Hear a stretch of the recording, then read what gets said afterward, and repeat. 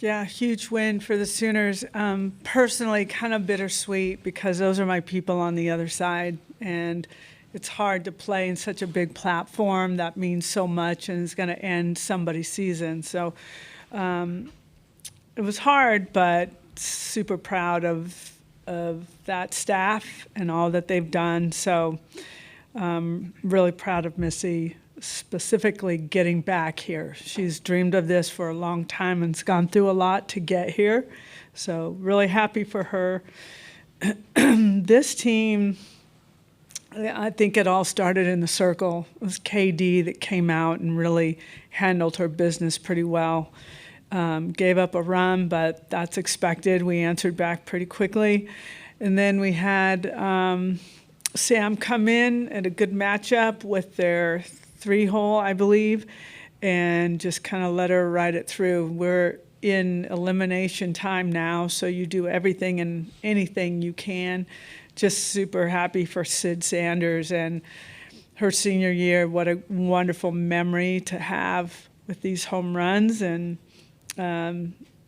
just really timely hitting for some of them. And then at the same time, we left a lot of runners on base, but that means we're getting on a lot. So very pleased. And I'll tell you, just straight up right in front of them, like, we win a game and we walk over and we shake hands and we walk in the dugout like, hey, okay. And I'm like, do you know what we just did? Does anyone know what we just did? We're in the Final Four. Yeah, we're good. We're swag. I'm just like, did somebody celebrate? Can we do something fun? And they're just the most calm, chill. Sometimes I'm like, I don't know that you know. Do you know? Do you know? Yeah, we're good. We're good. And so I'm like, okay. So hopefully we'll have some massive celebrations in the future here. But I'm really happy and proud of these guys. Okay, we'll start questions for players. Front row left, Ryan. Ryan Aber from the Oklahoman. Sydney, you've been on this stage and you've had experience in these kind of moments and come up big. How much did that experience, you feel like, help you today, and how does this compare to the couple you've hit the last couple years? Honestly, I think just being present today was a really big factor for me. I don't think it was like a little bit different from the other moments, but I don't know. It was pretty cool. I've never done that before, especially in the World Series. So that was like awesome. I don't know. I've never like seen that before. It was pretty exciting, but it may not look like it on TV or whatever, but I was excited on the inside. Yes. just walk us through those 2 at-bats as you're working the count deep. I think both of them came on full count pitches. Just really zoning in on the strike zone, not really making it too big. I think I took a really big hack, and I told myself to relax and not try and do too much, just try and pass the bat to my teammates. It ended up coming out like that, but I was just trying to pass the bat to my teammates, really. Okay, we go front row right, Ryan. Ryan Chambers, Society. Sam, for you and Kirsten both, what was working for you guys today, and then tomorrow if things go to plan, you guys will have to play 2 games. Just how are you feeling physically heading into tomorrow? Yeah, I think, I don't want to speak for Katie, but I thought she just looked really good. She came out there very confident, so it's fun going in behind somebody else like that. So, I think she kind of fed into what I was able to do today. She definitely set up all the batters that I faced thereafter to how I pitched to them. So physically, I feel good. Mentally, I feel pretty good. So we're just ready to go. Okay, we go front row left, Bob.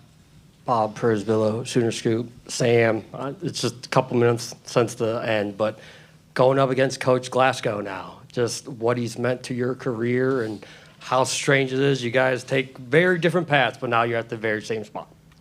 Yeah, I don't even think a lot of the girls on our team know about my history with him and the girls there. So, it's such God is so good to have us all here at the same place and to be able to play. So, I'm excited. Like I said earlier, we'll have a family reunion after the game. We're here to do a job. So, super excited for them. Excited for this team. Okay, we go front row right, David. David Collier from the ABC in Lubbock. Off that as well, not just the relationship with Coach Glasgow, but the rest of your teammates as well. What's that going to be like, facing them and having to pitch to a handful of girls that you were teammates with a year ago? Yeah, I think I'm a completely different pitcher, person, player than I was when I was at Louisiana. So, I mean, we're still going to work it like any other game, get the scout on them, find some holes, and go through it. So just keep it like any other game and not make it too big. Okay, we go front row left. James Creppy with the Oregonian for Isabella and Sydney. 17 of 18 hitters go at least 4 pitches against Grind, with nearly half of them full counts. How much of that was deliberate strategy on y'all's part because of her pitch count the last couple of days, or how much of that was happenstance? And Sydney, you're one of the few to hit 2 home runs off of her in a career. What were you seeing particularly well tonight?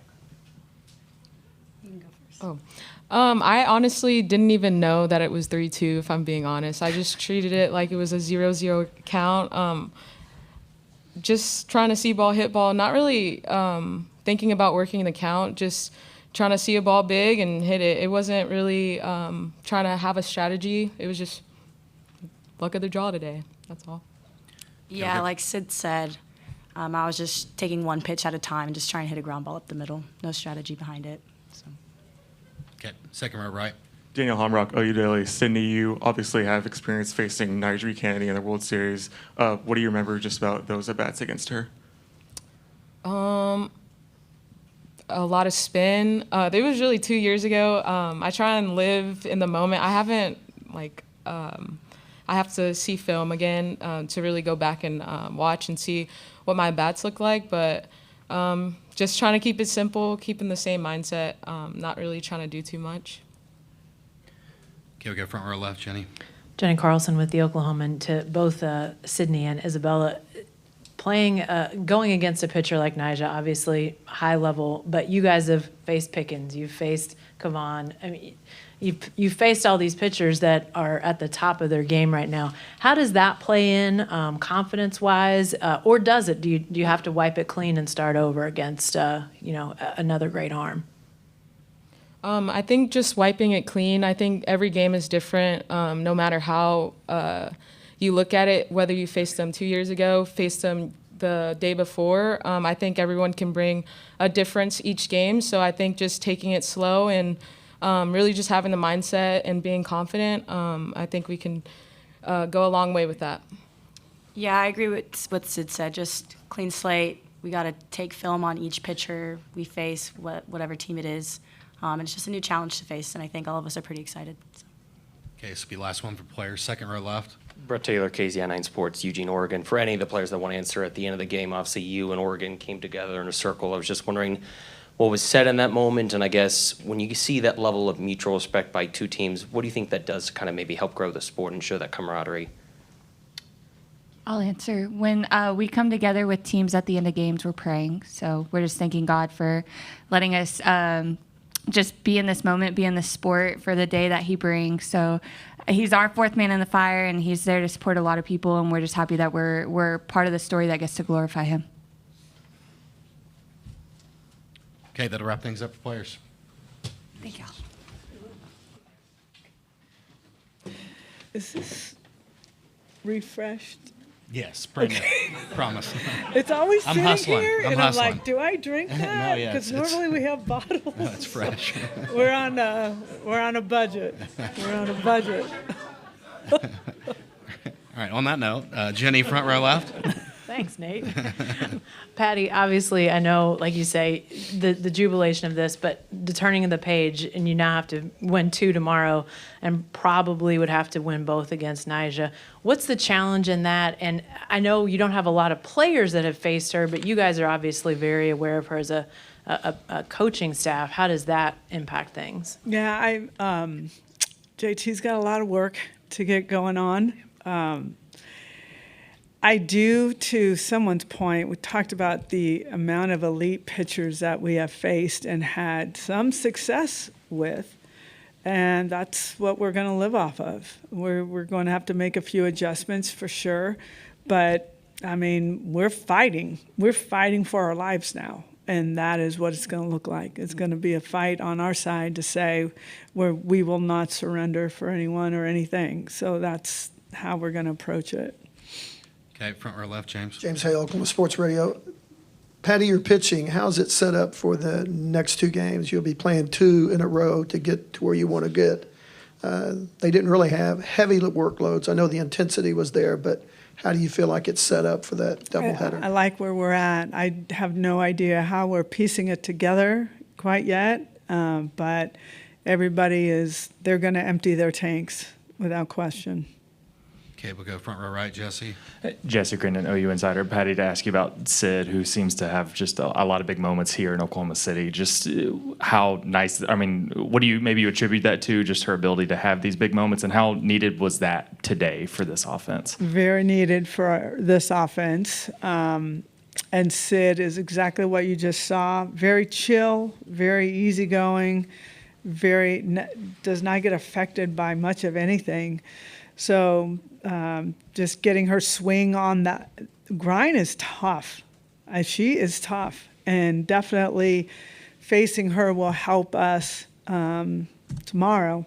But Sid is just very unassuming, doesn't get all caught up in the thought process. She just waits for her moment. Okay, we go third row left, Chris. Yeah, Patty, Chris Williams, News 9 here in OKC. You said that yesterday after the game, you stood in front of your team and said that you've been waiting for this moment to see how they respond. I know you guys won, but how did they respond with the way they warmed up, with the way they were in the dugout for 7 innings, all of it? Okay, the warm-up was better, for sure. 7 innings, they get distracted. So they just look around a little bit, they talk some, but they just kind of become spectators sometimes. And I don't need them to be like the little kids in, the 10 and under teams in the dugout. But I do need them paying attention, and they are. They just sometimes don't make a lot of noise. Every once in a while they'll create something, but they were definitely more focused and ready today. They learned a valuable lesson, and that's the one thing that we're doing this whole season is learning so many valuable lessons to help this team go into next year so much better than when we started. So it's still, I'm on an amazing ride. I don't know how they feel. They don't share a lot. They just walk off the field and walk in the locker room like, what are we having for dinner? I'm like, okay, I want to celebrate with somebody, but it's swaggy, but it's bizarre at the same time. I'm trying to figure it out. All right, we go front row right. Ryan Campos, CBS Lubbock. Coach Gasso, as somebody that's brought a number of programs here, different teams-wise, what's it like seeing what Texas Tech has done, obviously their first year, and also what they've been able to do, off to a 2-0 start here as the growth of softball, Ole Miss also making their first appearance here as well. It's been cool to see new faces because that brings in more fans and fan bases. I've known Coach Glasgow for quite a long time, and I've watched his career move around some. But he's an amazing coach. He really is. Some of the stuff he pulls out of his hat is pretty epic. But he does it the right way. I really enjoy going up against him because you're going to have a battle.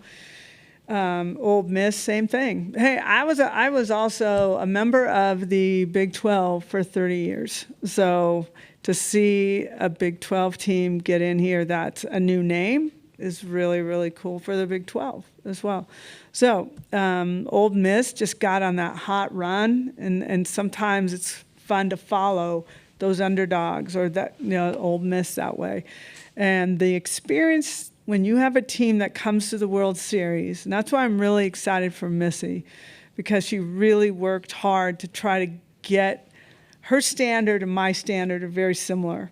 And so to finally get her team here, I was just watching, I was a fan from afar, just really rooting for them. But it's going to edify and move her program to another level, and I'm really excited for her as well. Okay, we go second row left to Barry.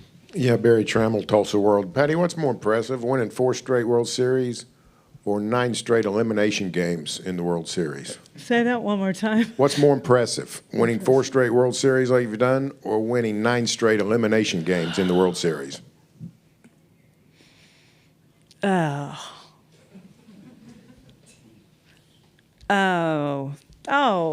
don't know. That's impressive. 9 is pretty dang impressive. And that means that you're a team that when you have that's character. That's like, we are not going to quit. So I love that.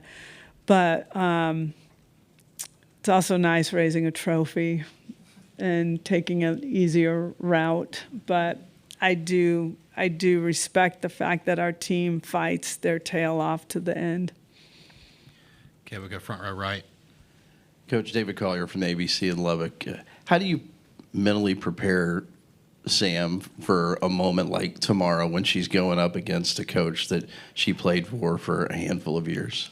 I've got to work on that. That's a good question. I really hope that she's so different. She's quite different. She's quite a different pitcher than she was. And she really, really showcased. She threw really well tonight, really well. And I hope that will kind of carry over for her and just really have like tunnel vision and blinders on and just not worry so much on that side, but more about her girls on her side. Okay, last one, front row left here.